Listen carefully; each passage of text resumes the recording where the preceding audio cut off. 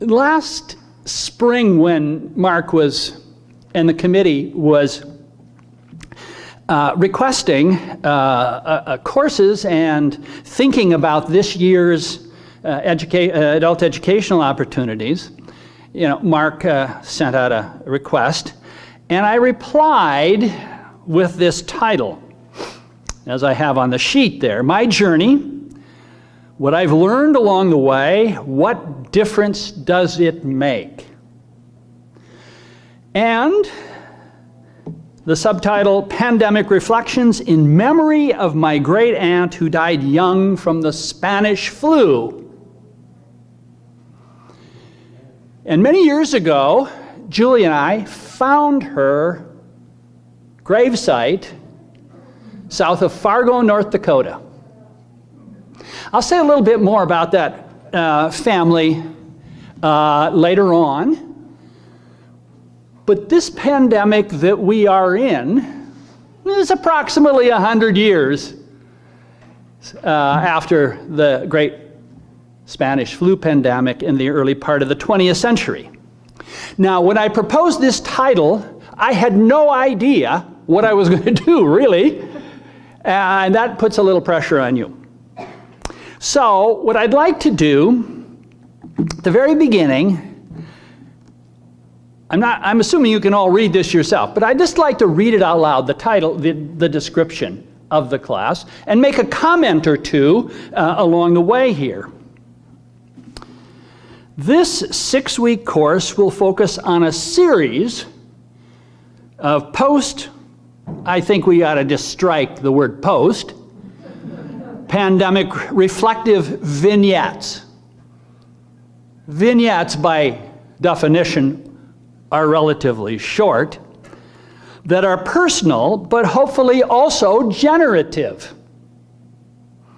My hesitation right away is, I don't really like talking about myself very much. But you're going to get a little bit of that here. Well, in the first instance, they are about me and my experiences. They are also intended to prompt others to think about their own experiences, their own questions, their own life stories. For me, and for many others, this pandemic has converged with having lived a relatively long life and accumulated many personal experiences. What those years and those experiences may have seemed like at the time is now filtered through the reflective memory of age, through the mental space provided by isolation, and through the struggle of a post-pandemic world seeking to be born. I think we probably can agree that we're going to come through this pandemic as it transitions into being endemic, but we're going to be doing some things differently that have been born during this period. Our life stories and reflections may be important for us and our own psychological well-being, but they may also enrich the lives of the generations who come after us. They give life, color, and texture to the family tree. They will be part of our legacies. I now paraphrase, but only slightly, a comment that the Danish philosopher Søren Kierkegaard made, and I have always been attracted to this. We live life forward, but we understand life backwards.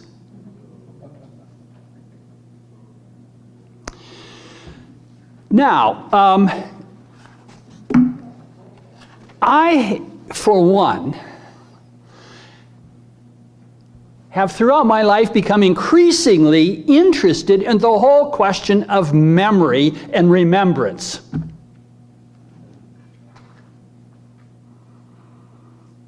My father, in later years, suffered from Alzheimer's disease.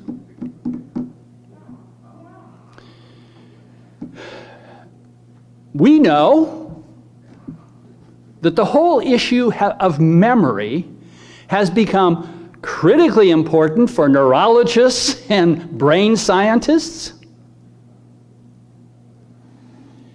We know as well, when we hear about legal cases, court cases, and they have witnesses who are trying to testify using their memories to something that happened sometime in the past. And lawyers, and all of us, are concerned about memory as something that is focused on accuracy. We just had that court case dealing with a friend of Jeffrey Epstein and sexual abuse and misuse, and memories that go back a long way. We know how that has come out, but the question was always, how accurate are these memories? Now, I'm not opposed to the question of accuracy and memory, but I think memory has a lot more than just the issue of accuracy at stake. Memories are ways, especially reflective memories, are the way we shape our look at ourselves and our world. They frame things. When I look back at my life,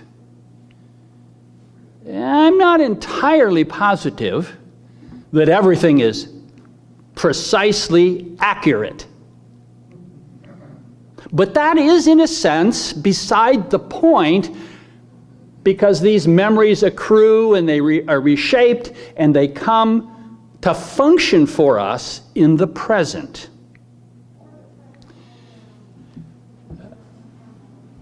This is by way of introduction, I think.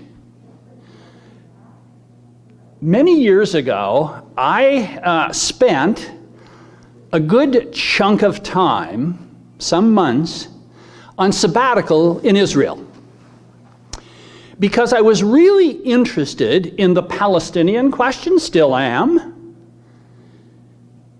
And one of my projects was to interview Palestinians about their memories with regard to the 1948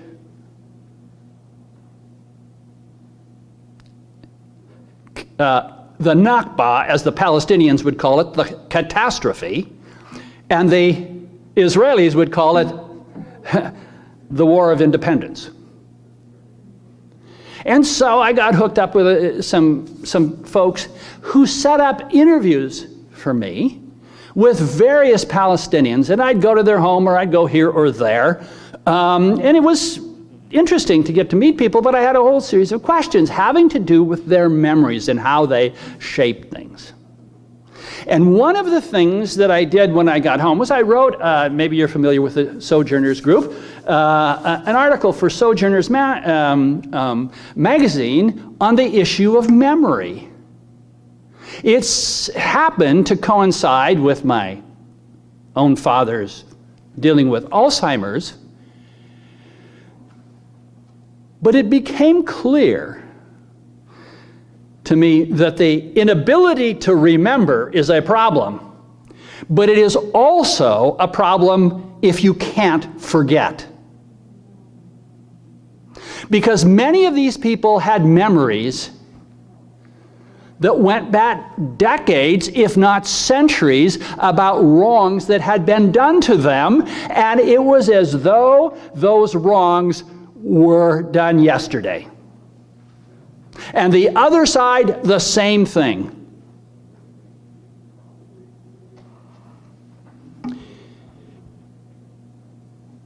And it caused me to think about the problem of losing memory and the problem of the inability to forget.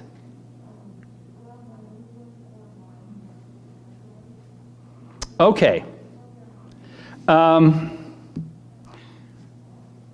As we sit here, we're of a kind of general age range. And if I reflect back And remember, the tipping point in that journey, as more and more of life was in the rearview mirror rather than ahead, there was a kind of gradual process of tipping to think back. Remember when the kids were little, or this experience or that experience. And at the same time, try to make sense out of it going forward. Okay. I'm going to begin each session with a relatively short vignette. It's about myself, about my memory, reflective memory here. This is the way I remember it now. And then I would like us to participate in that together a bit. And the first one I've entitled Dirt Poor Immigrants. Dirt Poor Immigrants.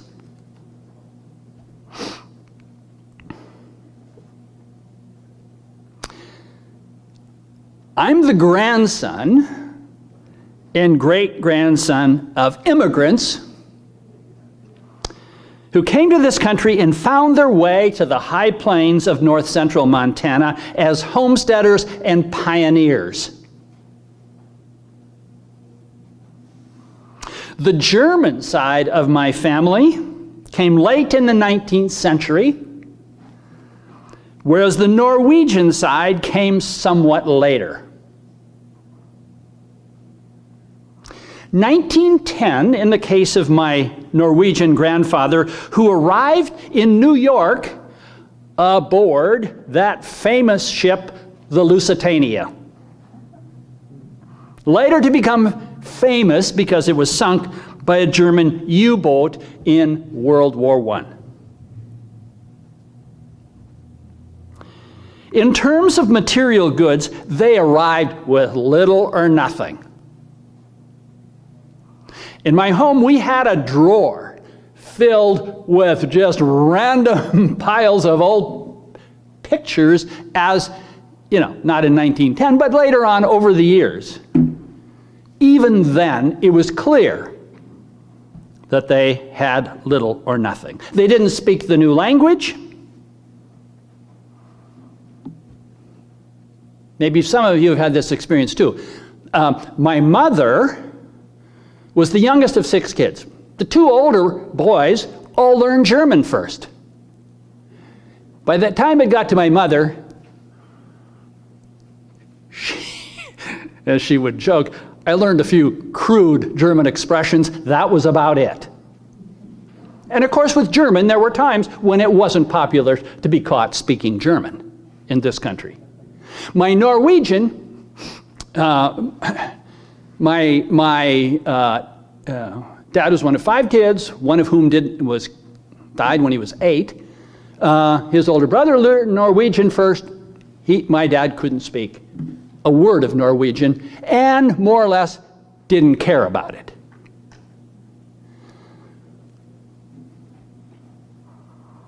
They had minimal skills and clearly had no idea what lay before them in the heart of the North American continent when they came.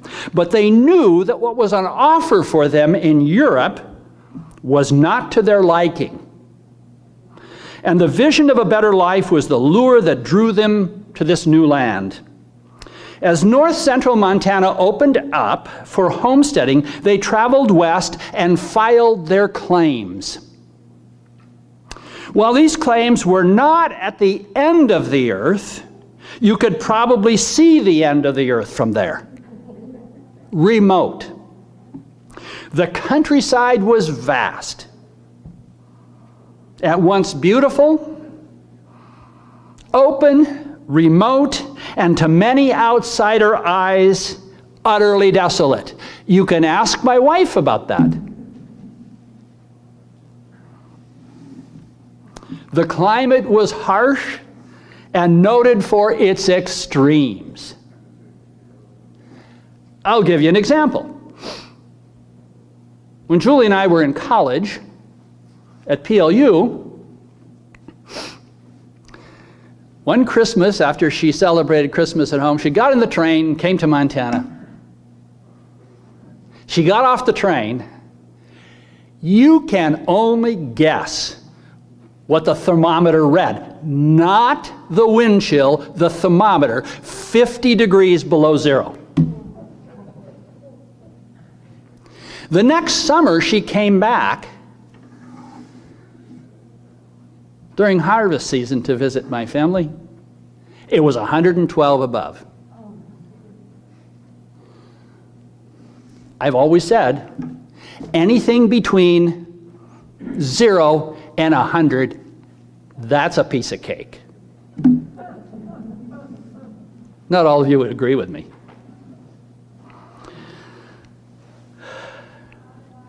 A river runs through that land. To the best of my knowledge, Brad Pitt has never been seen there. If you remember the movie, A River Runs Through It. But there is the Canadian border right there, and that boundary is marked by a barbed wire fence. That's all. Through our eyes today, we probably wouldn't have given those pioneers much chance of survival, much less a chance of success. That's, in fact, the story of many of those homesteaders, but not my ancestors. They stayed. Again, if you were to ask my wife, she would say, yeah, what does that say about their intelligence? Well, I don't know. My Norwegian grandfather and my Norwegian father and my German mother grew up in that world and not far from each other as the crow flies. But they came from very different cultures. They ran their growing farms and ranches differently. One side went to the Norwegian Lutheran Church and the other side went to the German Lutheran Church. I have fond memories of both. I often joke that as a young boy, my cross-cultural experience amounted to knowing when and where I should say "ufta" or "ach." Those were common expressions. The Norwegians filled their conversation by sighing, breathing in, whereas the Germans didn't. And it's still true. One grandfather loved beer, and when I was with him mid-afternoon, I got my small glass of beer and a slice of cheese, without fail. The other preferred whiskey, which was never on offer to me as a boy. Both were loving people. As quaint as those cultural differences seem today, in that day and in that world, they were very real, if not palpable. In Montana, unlike some other places in the country where considerable ethnic diversity among those early where there was considerable ethnic diversity in this environment among those pioneers. There were Germans, there were Norwegians, there were German Russians, there were Ukrainians, Greeks, Italians, a few Asians, Lutherans, Catholics, Methodists, Episcopalians, Presbyterians, none of the above. As a youngster, as with many of us, I suspect, in retrospect, that I thought much about this world at the time. I don't think I did. It was simply my world. It is what it is. It was a given, and it was virtually almost all white, except the Native Americans in the area. Only as the years have stretched on and I have pondered and tried to make sense of that world, now layered and layered again by 50 plus years of very different kinds of experiences, very different kinds of contexts, very different kinds of work, and very different kinds of cultures. As the pandemic hit and social isolation has become a real part of our daily lives, And as our country has been thrust into instability and division of one sort or another in recent years, something has dawned on me in a new way. I don't think I've changed my mind, but something has dawned on me in a new way. While I have never been one to get too excited about my German heritage or Norwegian heritage, I have, to be sure, a very ethnic name, which I rather like just because it's different. And you can imagine it's been pronounced about every way you can imagine. But they all get a sense that it's ethnic. And I don't hate lutefisk, and I rather like brats and sauerkraut. But what has come to me in a powerful sense is how close I am to that immigrant experience. A couple generations. When I see pictures of hopeful immigrants at our southern border, or any border for that matter, and when I see Jesus Salazar's crew, many of whom don't appear to speak much English, show up every Wednesday to groom the lawn and gardens, or when I am privileged to hear a language, when I'm hiking, hearing a language that I don't understand, I see and hear my immigrant family members. I see their hopes and dreams. I see their grit and determination. I see their hard work. I see their contribution to my world. I see their renewing of our society, past, present, and future. I see their success. Some are impressed because they are sons and daughters of the American Revolution, or can trace their predecessors back to the Mayflower. That's good, but that's not where I am. I see people trying to survive and find a better life. I see hope. I see energy. I see my own recent family, not that many years ago. For me, this is more than a matter of moral consideration or justice. It's more than theology. It's more than my vision of what this country ought to be. It's more than politics, to be sure. It's existential. It's existential for me. And if it's not directly part of my DNA, it's rather close to it. Okay. My vignette for today.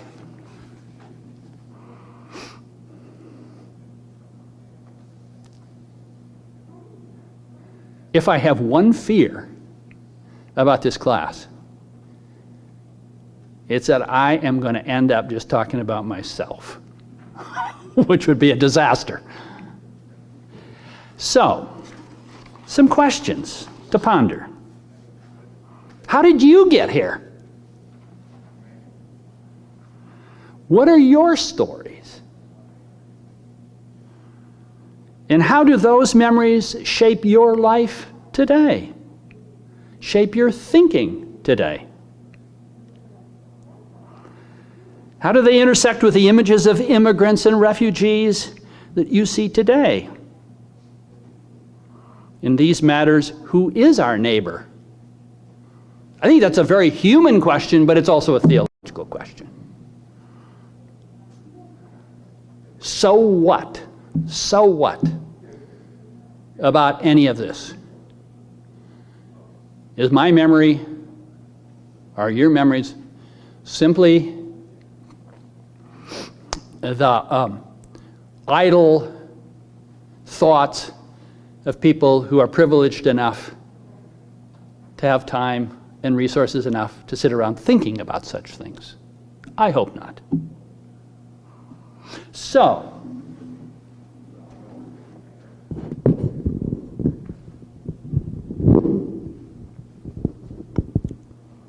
thoughts.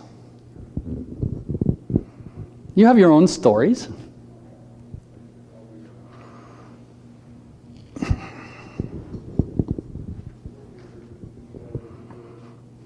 Larry, Julie will give you the mic.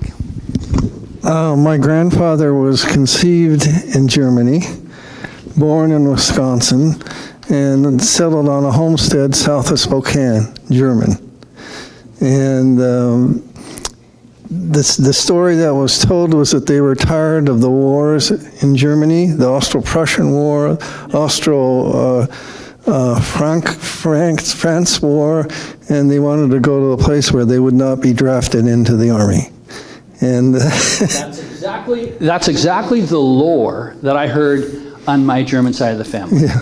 too. It had to do with Prussian consolidation and all of that. Yep.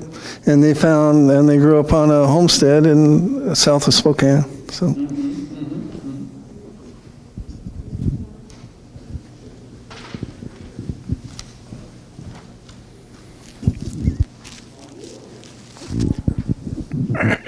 My background is very similar to yours. Can you hear me? Just a little bit more, just a little louder. Anyway. Onto it, yeah. My mother's side is from Norway. Her dad was from Bergen. Her mom was from Trondheim. So I'm half Norwegian. and they came over here because there was no food in Norway. They didn't meet. They met each other in Minneapolis, Minnesota area, and they ended up homesteading in Montrose County. My grandfather, they were Bohemian, Czechoslovakian, and they kind of came for the same reason. They came through Nebraska, but also homesteaded in North Dakota.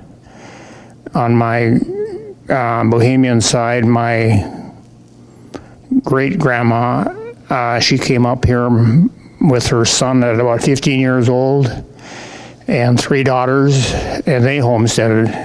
So the father of the family, or the working part of the family, was a 15-year-old boy. You think about that now, a 15-year-old boy trying to do the farming, and they held their homestead. They didn't relinquish it. So that's where it's at. And I look at, I was, I guess, about 400 miles maybe from where your father was. And it's still the same story, 60 miles from Canada. So anyway. Yeah, right. Luann? I too am German and Norwegian. My grandfather was born in Germany but came over very young in the late 19th century, and my grandmother was born here but Norwegian, and on my dad's side, and then both of my grandparents on my mom's side were Norwegian, and so very Norwegian background. I have to say, I think very much the same way you do when I think about immigrants in terms of coming for something better. I mean, coming for hope. And I think it's really difficult for some people to see that because it's far away from what they may have experienced. I might be a little bit younger than you, that I don't have quite the same relationship, but my grandfather was not a homesteader. He worked for the railroad. And his father worked for the railroad, he worked for the railroad, and my father worked for the railroad. And so, although my mother's side was more homesteading, that background of a job in terms of the railroad, and that's what actually brought us eventually to Oregon, in that my dad worked for the railroad in Minneapolis and was transferred here. So, but again, I think the connection with people who come here for hope, as our ancestors did, is really important to continue to think about. Yes. Bob?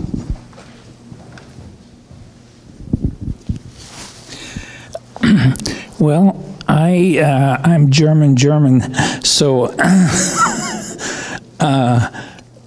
actually I came over in '56 on the SS Langford or in English, Langford. I traced the genealogy of the ship. It was a troop ship, and then it became an immigration ship, and it finally ended up doing immigration work in Australia. And it met its demise in Texas, where it was recycled.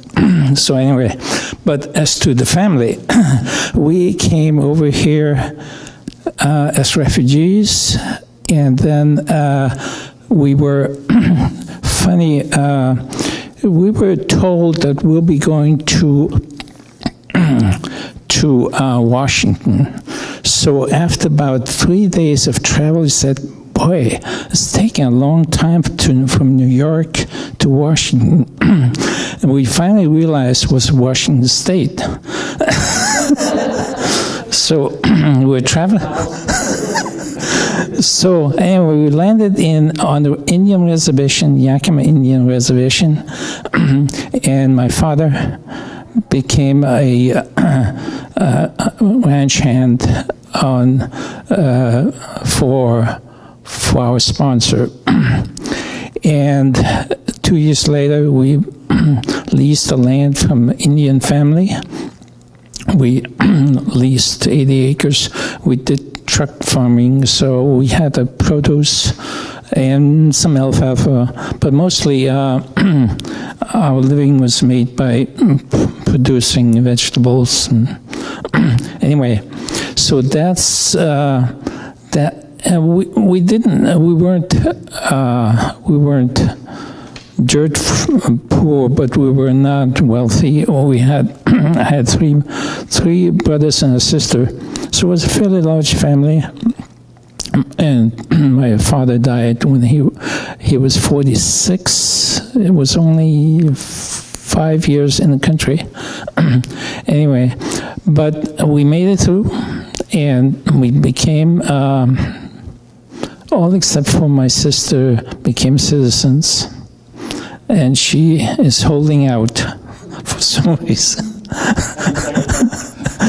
Anyway, but our reason for immigrating was basically we were refugees out of eastern part of Europe. Actually, my family came from Romania, so they fled during the war from Romania, Czechoslovakia to Poland, to East Germany, to West Germany, and then here. I actually was born in Poland, so, but I don't speak it. Although my older brother said when I was 2, I really spoke it.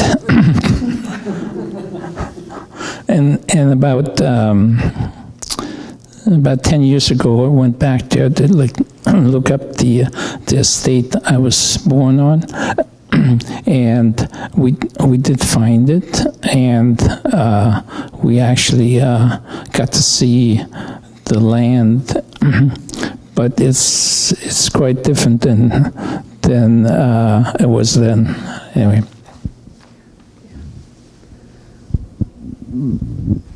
Yeah. My family is from Norway, both my mother's and father's side.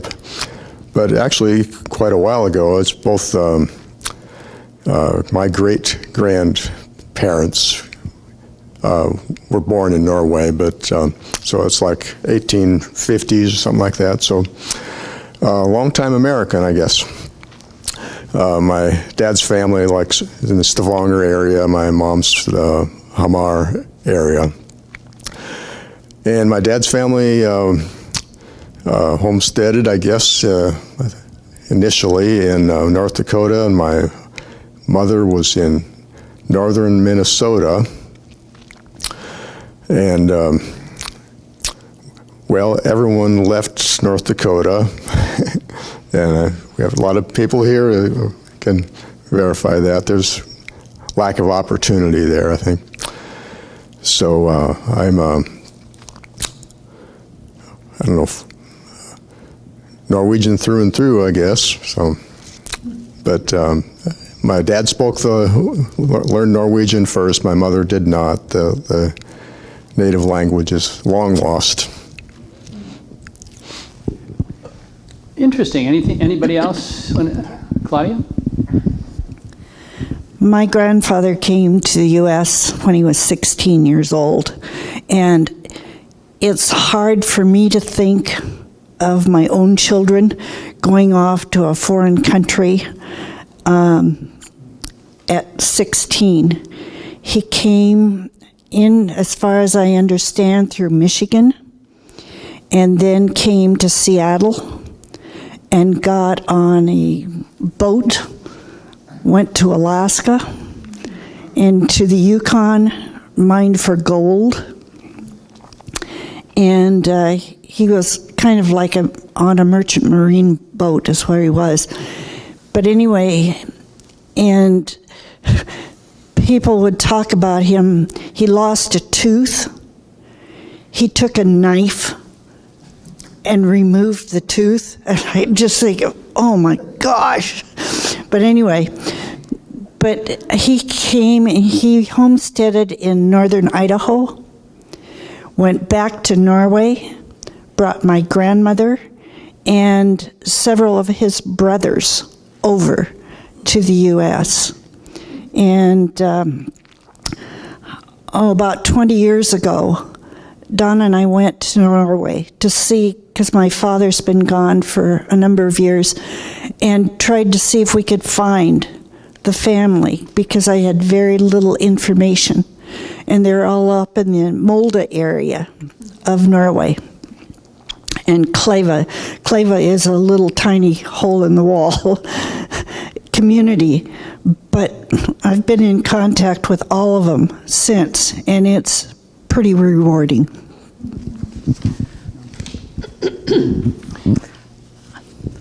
I have to tell a little piece of my background.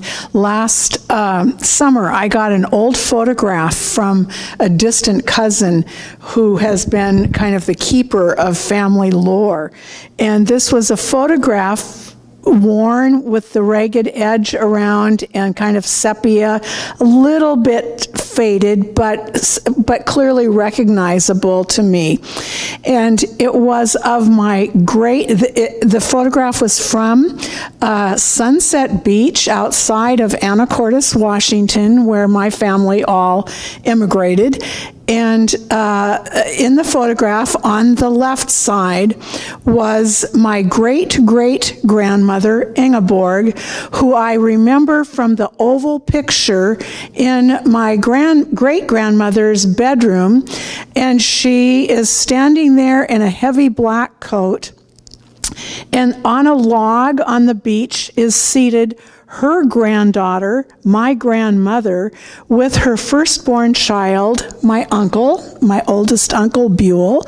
And then to the right is my great-grandmother, Helena. The three women, the two particularly, Ingeborg, is as dour and sour looking as you can possibly imagine. And the stories in the family are not happy stories about who she was. She came to this country from Norway with my great-grandmother, who I think was about 2 years old, and a slew of other kids. And they lived in Minnesota, and I am working on another writing project, and writing this photograph sparked a lot of thoughts, so I've been looking at it and thinking about it. And I think the thing that strikes me so much is how recent it is, really, in the scope of things, how close I am to those immigrants, and what they have passed down to me in terms of existential questions: who I am, who God is, why I'm here.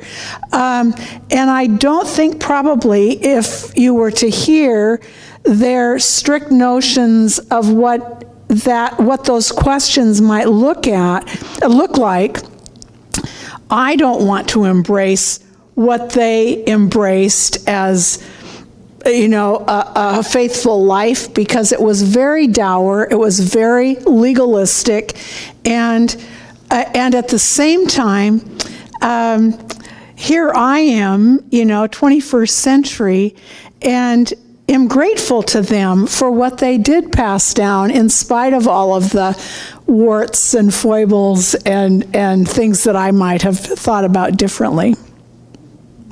Good. Time runs on. We'll have a little bit more time, I think, for conversation and reflection together next, when there's less introductory stuff next time in the remaining sessions. But kind of bringing this around, it's pretty clear that many or most of us have some similar experiences here. Most of us are not necessarily very far removed from the immigrant experience. Bob's probably the most directly connected. But it's caused me, especially in the last 5 or 6 years, again, to think about how this country is dealing with that issue right now. And it's a complicated issue. I don't want to say it's simple, but how do you think your or our relatively immediate experience of being immigrants informs our attitude today, and our memories today, and our postures today? One posture is, we got in, let's bar the door. Another posture could be kind of the other extreme. We need this openness, excuse me, this openness. Not only did somebody provide an openness for our ancestors and predecessors and so on and so forth, provide opportunities for new life and material success, all those kinds of things. And the least we can do is do our best to provide opportunities for refugees, people who are seeking a different life, different kind of life, and so on. Not only is it the appropriate thing to do for them, but probably for ourselves as well. I mean, that's another extreme. And how do you then translate that into policy? Any observations, sort of bringing it to a modern policy and ethical question, a set of issues?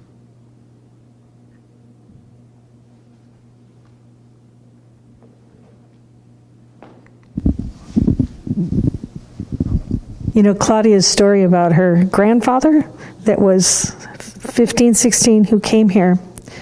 And you think about these kids at the border, the same age. And, what's compelling them to do that? It's the same thing. Yeah. Mm-hmm. Yeah, Larry. Yes. Anybody else? Well, I was going to say it's kind of the same thing. When our grandmas and grandpas came over here, we didn't have social media like we have now. So we know everybody's problems from, we think we do. And so to settle these things, it's really hard because you're fighting TV and telephones and whatever. And, I talk to my grandkids and and Phyllis does too. And her parents came basically the same as ours. They were Norwegians. And they came over here, and there was a large family. I can't remember, 6 to 8 kids in that family. And part of them changed the name, so now here there were brothers that have different names. Last names. Hermanson was one, but her maiden name was Fretheim, which kind of sounds German, And then Phyllis was at the dinner table talking about, she remember when she went to school, and, we're talking about that 50-degree below weather in Montana. Well, she went to school on a sleigh. It was probably about 2-mile thing. And she carried a potato in a syrup can, and that was her lunchbox. And then they had a pot-bellied stove in his one-room school, and she'd put the potato in that stove, and that was her hot lunch. And our grandkids look at that, and they just can't believe. Yeah, and all I was going to say is my dad was born in a sod house. Yeah, and if you people don't know what a sod house is, but it's made out of the ground. Yeah, so. Right. Yeah, thank you for your observations here. I think maybe these are just kind of random thoughts out of nowhere, but there was an American historian by the name of Frederick Jackson Turner, and his thesis was that the American frontier was the line of Americanization. You went west, and in the frontier, and when we kind of got to the West Coast, we bounced back inland ways, Americanization, and then maybe Alaska kind of came along somewhere in the scheme of things as well. I'm not sure that's possible anymore in the same way that he understood it. And I have speculated, and this is my own cockamamie idea, that the line of most rapid Americanization now is the public school system. And I don't know this, but Barb Gutzler, whom you know, we were in college at the same time. And she taught in the Beaverton schools for most of her life, her career, all of her career, I think. And she would, I think I remember this relatively correctly, that there are almost in the Beaverton school system 100 different native languages represented. A lot, anyway. So, whatever language the parent speaks, the kids may or may not speak that language at all, but they're going to end up speaking English and learn American ways. So it's just a thought. Another kind of interesting, and we have to bring this to a close. Another interesting thing is a neighbor homesteader to my grandparents, one of the grandsons of them ended up being the governor of Montana, a kind of a flamboyant, charismatic individual who was an engineer and so on and so forth. But he was interviewed on public radio once about that experience, and they were Catholic, they were German Russians. And he talked about when he went to school, before he started, and this was in the end of World War II period, that his mother sat him down and the other kids and said, "We're Russians, we're not Germans." Just remember that. Then, of course, World War II ended, and the Cold War erupted. His mother sat them all down and said, "We're Germans, we're not Russians." And he was sort of chuckling about this in that kind of experience, and how this business of identity, especially when it's somewhat mixed, is a dynamic thing always in play in the context in which it appears. So, something happened here today that I was pretty sure would. My own story is very close to most of you. Next week, I've entitled it 3 teepee rings. Three teepee rings. So we will pick it up. Thanks for coming. Appreciate this. And if this all turns out well enough, it will be posted on the St. Andrew website.